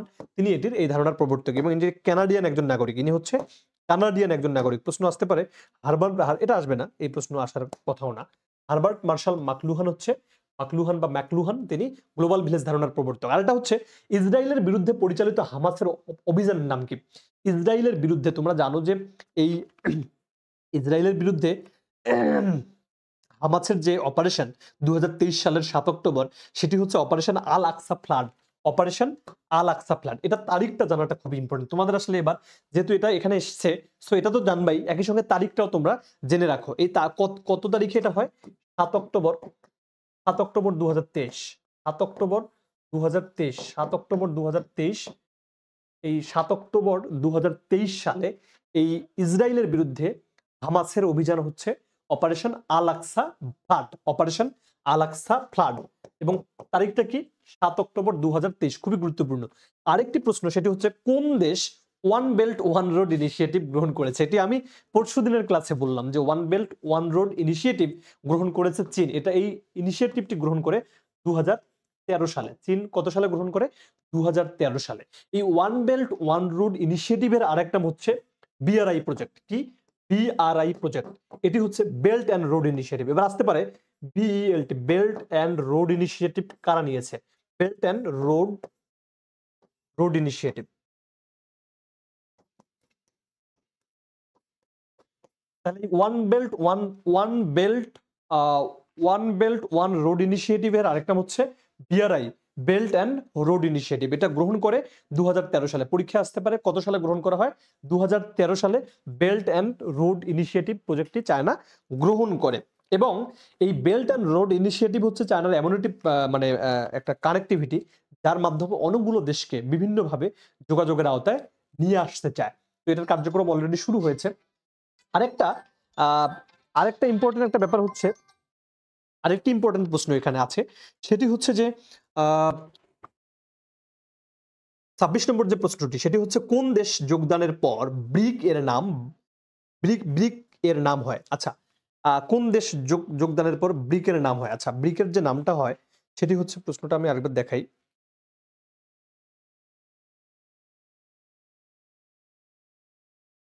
এই যে ব্রিক, কোন দেশ যোগদানের পর ব্রিক এর নাম হয়? সেটি হচ্ছে যে ব্রিকের নামটা আসলে বেসিক্যালি হয় দক্ষিণ আফ্রিকা যোগ দেওয়ার পর। কি, আমি একটু ইয়ে করি, এটা হচ্ছে দক্ষিণ আফ্রিকা। কোন দেশ? দক্ষিণ আফ্রিকা। তাহলে আমরা আসলে ব্রিক সম্বন্ধে যখন একটু পড়বো, এই ব্রিকটা বেসিক্যালি এটি যাত্রা শুরু করে 2013 সালে, 2008 সালে। 2008 সালে হচ্ছে ব্রিক যাত্রা শুরু করে। 2008 সালে যাত্রা শুরু করে। 2008 সালে হচ্ছে ব্রিক্স যাত্রা শুরু করে। ব্রিক্স বলতে এটা ভুল আছে, সেটা হচ্ছে ব্রিকের নাম ব্রিক্স হয়, এরকম হবে। BRI, বেসিক্যালি বিতে হচ্ছে ব্রাজিল, আরতে হচ্ছে রাশিয়া, আইতে হচ্ছে ইন্ডিয়া, সিতে হচ্ছে চায়না। আর ব্রিক্স, BRIC, এস যখন হয়, এস হচ্ছে সাউথ আফ্রিকা। এস এর নাম কি? South Africa. SOUTH, south Africa. আমি জানি না এখানে যে প্রশ্নটা আছে, এখানে প্রশ্নটা এরকম হবে, কোন দেশ যোগদানের পর ব্রিকের নাম ব্রিক্স হয়? ব্রিকের নাম কি হয়? ব্রিক্স হয়। তার মানে কি, এই যে এটা তো আছে, এস যুক্ত করার কারণে কিন্তু দক্ষিণ আফ্রিকা। বিতে কি? ব্রাজিল। আরতে কি? রাশিয়া। আইতে কি? ইন্ডিয়া। সিতে কি? চায়না। আর এসতে হচ্ছে দক্ষিণ আফ্রিকা বা সাউথ আফ্রিকা। তাহলে এই ব্রিক্স যাত্রা শুরু করে 2008 সালে।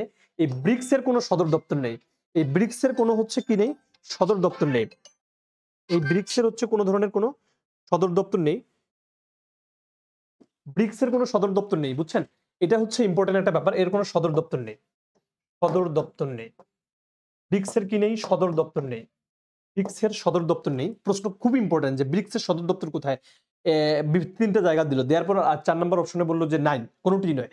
আসলে ব্রিক্স এর কোনো সদর দপ্তর নেই। কিন্তু 2014 সালে 2014 সালে 2014 সালে ব্রিক্স একটা নতুন ব্যাংক ইনিশিয়েট করে। এই কয়েকটা দেশ মিলে একটা নতুন ব্যাংক তারা হচ্ছে বিশ্বের মধ্যে কি আবির্ভাব করে। 2014 সালে তারা একটা ব্যাংক নিয়ে আসে, সেটা হচ্ছে এনডিবি ব্যাংক। কি ব্যাংক?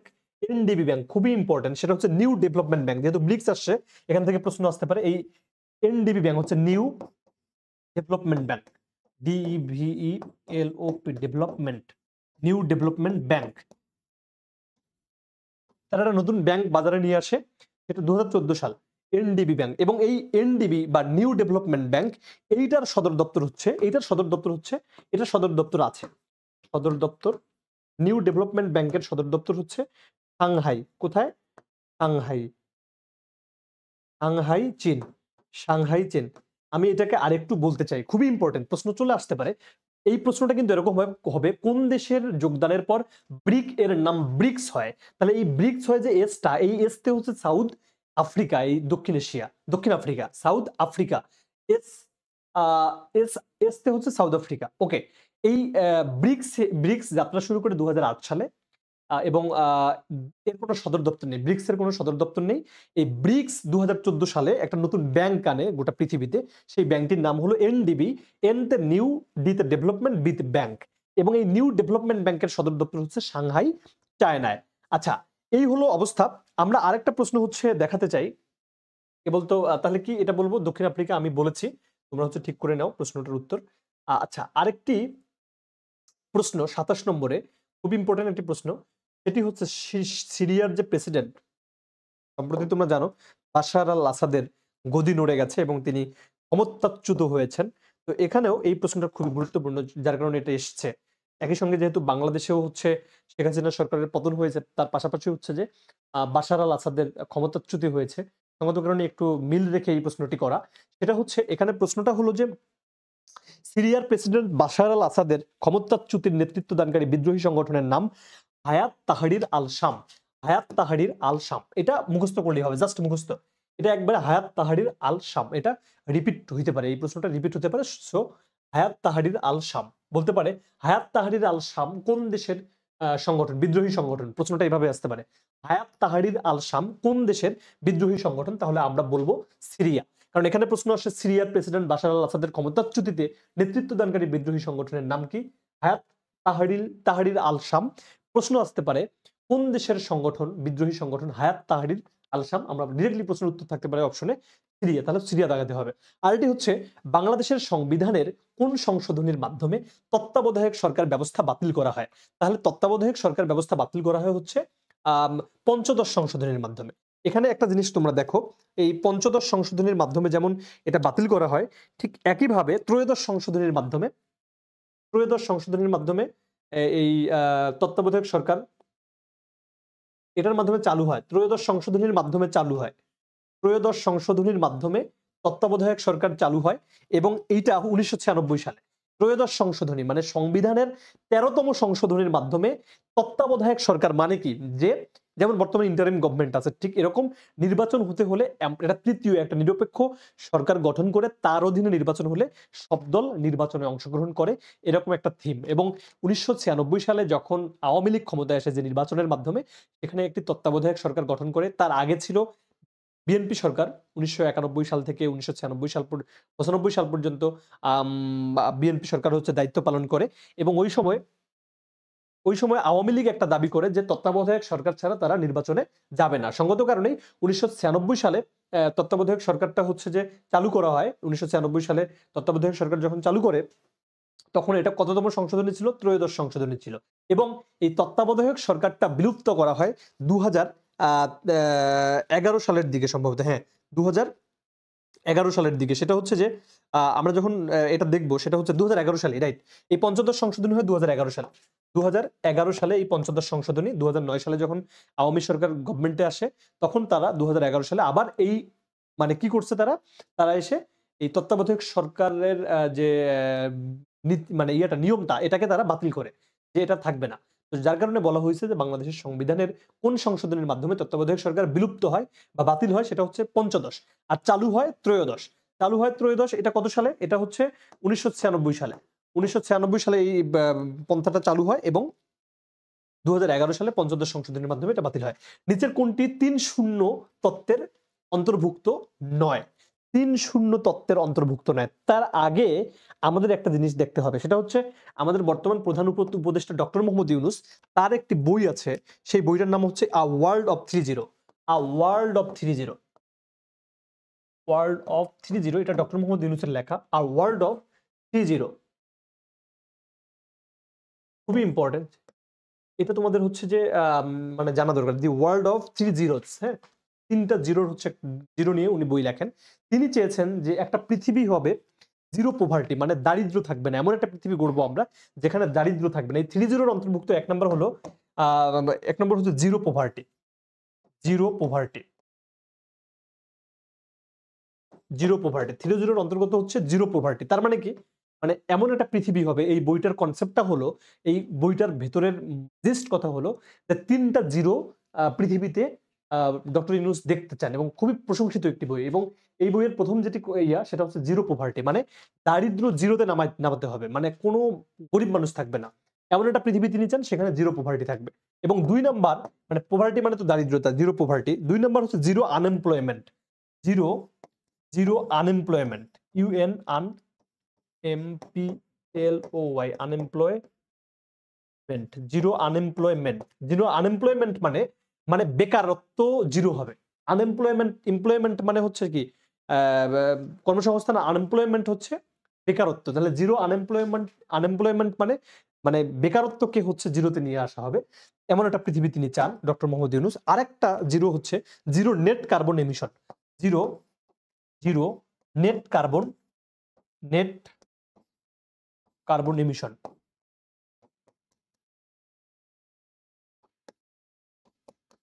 এটা একটা এম হবে, EMISSION, zero zero net carbon emission. তার মানে জিরো নেট কার্বন এমিশন মানে কোন ধরনের কার্বন নিঃসরণ হবে না, এরকম হচ্ছে একটা পৃথিবী তিনি চান। অর্থাৎ হচ্ছে জলবায়ু পরিবর্তনের যে বর্তমান ঝুঁকি, সেটি যেন জিরোতে নেমে আসে। তাহলে প্রশ্নটা হচ্ছে, এটা ডক্টর ইউনূসের একটা বই, আ ওয়ার্ল্ড অফ 3-0, সেখানকার 3টা concept, zero poverty, zero unemployment, zero net carbon emission. তাহলে উনি বলেছেন যে জিরো কার্বন পভার্টি মানে কি, হ্যাঁ শূন্য দারিদ্র, এটা উনি দেখতে চান, পৃথিবীতে কোনো দারিদ্র থাকবে না। শূন্য বেকারত্ব, এই যে আনএমপ্লয়মেন্ট, সেটা তিনি দেখতে চান। এবং শূন্য নেট কার্বন নির্গমন, মানে কার্বন একদম হচ্ছে যে নির্গমন হচ্ছে যে, মানে এটা যেন শূন্য হয়, শূন্যের কোটা নেমে আসে। বাট শূন্য ক্ষুধা, এটা কিন্তু এখানে নেই। কি নেই? শূন্য ক্ষুধার কথা কিন্তু তিনি বলেনি। তাহলে হচ্ছে আমরা এই 3টে পাইলাম। নিচের কোনটি 3 শূন্যের তত্ত্বের অন্তর্ভুক্ত নয়? শূন্য বেকারত্ব আছে, কারণ এই যে জিরো আনএমপ্লয়মেন্ট, শূন্য দারিদ্র্য আছে, জিরো পভার্টি, শূন্য নেট কার্বন নির্গমনের কথা তিনি বলেছেন গ নম্বরে। ঘ নম্বরে শূন্য ক্ষুধা, এখানে কিন্তু এই কথাটা নেই। সুতরাং এটা অন্তর্ভুক্ত নয়, উত্তর হবে এইটা। ওকে। আরেকটা ব্যাপার, সাম্প্রতিক কোন দেশের প্রেসিডেন্ট সংসদে অভিশংসিত হয়েছেন? সেটি হচ্ছে মালদ্বীপের প্রেসিডেন্ট। অভিশংসিত মানে কি, যে সংসদে কোন দেশের প্রেসিডেন্টের বিরুদ্ধে যদি কোনো অভিযোগ তোলা হয় যে উনি এটা চুরির সাথে জড়িত, ডিরেক্ট সংসদে আলোচনা, এবং আমাদের প্রেসিডেন্ট এই করছে, আমাদের প্রেসিডেন্ট এই অন্যায় করেছে, এটা হচ্ছে বিরোধী দল বলতেছে, বিরোধী দলের এমপিরা এটা ব্যাপক সমালোচনা করতেছে ক্ষমতাসীন দলের প্রেসিডেন্টের বিরুদ্ধে, এটাই মূলত হচ্ছে অভিশংসন। মানে অভিশংসন বলতে কারো কোনো প্রেসিডেন্টের নামে হচ্ছে সংসদের মাধ্যমে কি অভিযোগ তোলা এবং কোনো দায়ে দোষারোপ করা, সেটাকেই বলা হয় অভিশংসন। তাহলে সংসদ, তাহলে অভিশংসিত হয়েছেন হচ্ছে মালদ্বীপের প্রেসিডেন্ট। এবং এই মালদ্বীপের বর্তমান যিনি প্রেসিডেন্ট, তার নাম হলো মোহাম্মদ মুইজ্জু, মোহাম্মদ মোহাম্মদ মুইজ্জু, মোহাম্মদ মুইজ্জু। এবং এই মালদ্বীপ সম্বন্ধে একটা তথ্য আমি দেই। এই মালদ্বীপ সার্কভুক্ত দেশগুলোর মধ্যে সবথেকে কম জনসংখ্যা এই মালদ্বীপে। সার্কভুক্ত দেশের মধ্যে ছোট দেশ, সার্কভুক্ত দেশের মধ্যে ছোট দেশ, ছোট সার্কভুক্ত দেশের মধ্যে ছোট, এবং হচ্ছে যে জনসংখ্যা কম। কি কম? জনসংখ্যা কম। এবং এটি একটি দ্বীপ রাষ্ট্র, জনসংখ্যা কম। সার্কভুক্ত দেশের মধ্যে ছোট দেশ, এবং সার্কভুক্ত দেশের মধ্যে এখানে জনসংখ্যা কম, এবং এশিয়া মহাদেশের মধ্যে সবথেকে কম জনসংখ্যা এই এই জায়গাটার মধ্যে। আবার এইখানে হচ্ছে এটা দ্বীপ রাষ্ট্র। কি রাষ্ট্র এটা? দ্বীপ রাষ্ট্র। পরীক্ষায় আসবে যে মালদ্বীপ কোন মহাসাগরে অবস্থিত? এটা ভারত মহাসাগরের দ্বীপ। কোথায় আছে? ভারত মহাসাগরে অবস্থিত, মহাসাগরে অবস্থিত। তাহলে ভারত মহাসাগরে অবস্থিত দ্বীপ রাষ্ট্র কোনটি? সেটি হলো যে মালদ্বীপ। ওকে। আজকে আমি যে প্রশ্নগুলো দিলাম খুবই গুরুত্বপূর্ণ, কারণ আমি হচ্ছে অনেকক্ষণ আলোচনা করালাম এবং টপিক গুলো ধরে ধরে হচ্ছে আমি বিভিন্ন ব্যাখ্যা দিলাম। আমার কাছে মনে হয় যে এটা আমি 10 মিনিটে উত্তরগুলো বলে যেতে পারতাম, যেটা অনেকের অনেক চ্যানেলে বা অনেকখানে তারা বলে। বাট আমি এটা বিশ্লেষণ করলাম এই জন্য যে আসলে কেন এইটা পড়ালাম, এখান থেকে পড়ালাম এই জন্য, এই প্রশ্নগুলো ধরে ধরে এখান থেকে কিছু প্রশ্ন ডেভেলপ হবে, যেটা সামনে নার্সিং পরীক্ষা এবং রাজশাহী বিশ্ববিদ্যালয় জাহাঙ্গীরনগরের পরীক্ষা আছে, এবং গুচ্ছ পরীক্ষা আছে, জগন্নাথ ভার্সিটির পরীক্ষা আছে, এগুলোতে কিন্তু গুরুত্বপূর্ণ এই জিনিসগুলো, কারণ এখান থেকেই প্রশ্নগুলো আবার ডেভেলপ হতে পারে। এই জন্য আজকের ক্লাসটা গুরুত্বপূর্ণ। এতক্ষণ ধৈর্য ধরে দেখবার জন্য সবাইকে আরেকবার শুভেচ্ছা এবং ভালোবাসা জানাচ্ছি। আজকে এ পর্যন্তই। আল্লাহ হাফেজ।